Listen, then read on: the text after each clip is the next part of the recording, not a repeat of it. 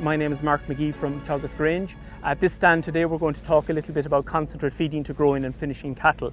The first question we ask ourselves is, why do we feed concentrates? And the primary reason we feed concentrates is to make up for the deficit in forage quantity and or quality in order to meet our animal performance targets. The animal response to supplementation depends on the forage availability and the quality. So the lower the quality, the greater the response. It also depends on the supplementation rate. The higher the supplementation rate, the response reduces.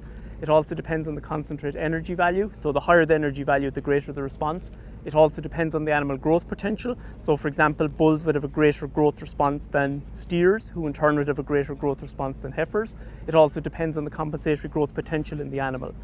It also depends on the feeding duration. So initially, the response at the start of the finishing period would be very, very high, but as the finishing period extends, the response declines.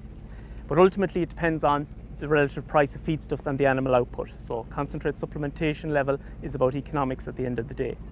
A key point to show is, say, if we look at the categories of weanling cattle, so essentially these are animals that we're going to feed with a target average daily gain of 0.5 kilogram per day over the winter period and a veil of compensatory growth when we turn out to pasture. Again, to achieve this target of 0.5 kilogram per day, it depends on the quality of silage we have. So if we have very, very good silage, we only need to feed between 0.5 and say 1 kilogram of concentrate. However, if we have very, very poor silage, we could be feeding up to 2 to 3 kilos of concentrate to achieve our target of 0.5 kilogram per day. There's no point in the animals growing more than 0.5 kilogram per day because of compensatory growth, essentially where the animals have a superior performance at pasture and catch up on the animals that weren't fed as well. For finishing cattle, we also see the importance of our silage. So for example, every 1 unit decline in silage DMD requires about 0.33 kilograms of concentrate per day extra to achieve the same performance. So for example here, if we have a finishing steer with a target average daily gain of 1 kilogram per day, if we have very, very good silage, we only need to feed 4 to 5 kilos of concentrate. If we have poor silage, we need to feed 7 to 8 kilograms of concentrate. Again, these feeding levels would vary for finishing bulls and for finishing heifers. So for finishing bulls, you'd increase the level by about 1.5 to 2 kilos per day. For finishing heifers, you'd reduce the feeding level by about 1.5 to 2 kilos per day. In certain instances where silage quality is poor, we would consider feeding concentrates ad libitum or to appetite. However, we need to be careful of a few things here, and in particular is the risk of acidosis, especially with cereals. So the critical points when feeding concentrates ad libitum are to have a gradual adaptation, a minimum dietary roughage, so about 10% of the total dry matter as a dietary roughage, such as grass silage or straw, and ensure a constant supply of meal and fresh water.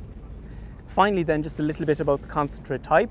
We have a lot of research ongoing at Teagasc at the moment where we're evaluating concentrate types, and I suppose a summary of that would be the research to date has shown that the feeding value of barley is similar to wheat.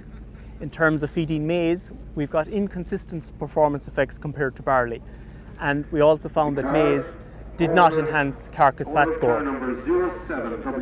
In terms of dry distillers grains, we found that maize distillers is a better feedstuff than wheat distillers. In terms of feeding soya hulls and citrus pulp as a supplement to weanling cattle offered grass silage and 2 kilos of supplement per day, we got no difference between the barley soya ration and the soya hulls ration, or no difference between the barley soya and the citrus soya. So the feeding value of these ingredients is quite comparable to barley at that level. I suppose the key message here is ration ingredient composition doesn't really matter if you're formulated to have the same net energy and protein. So for example, a starch-based ration could have the same performance as a fibre-based ration if they're formulated to the same net energy. Energy is the key driver. Just a little bit about protein then. Protein supplementation with a barley-based concentrate, it really depends on the grass silage quality and the animal type. If you have poor quality silage, you should feed additional protein to barley.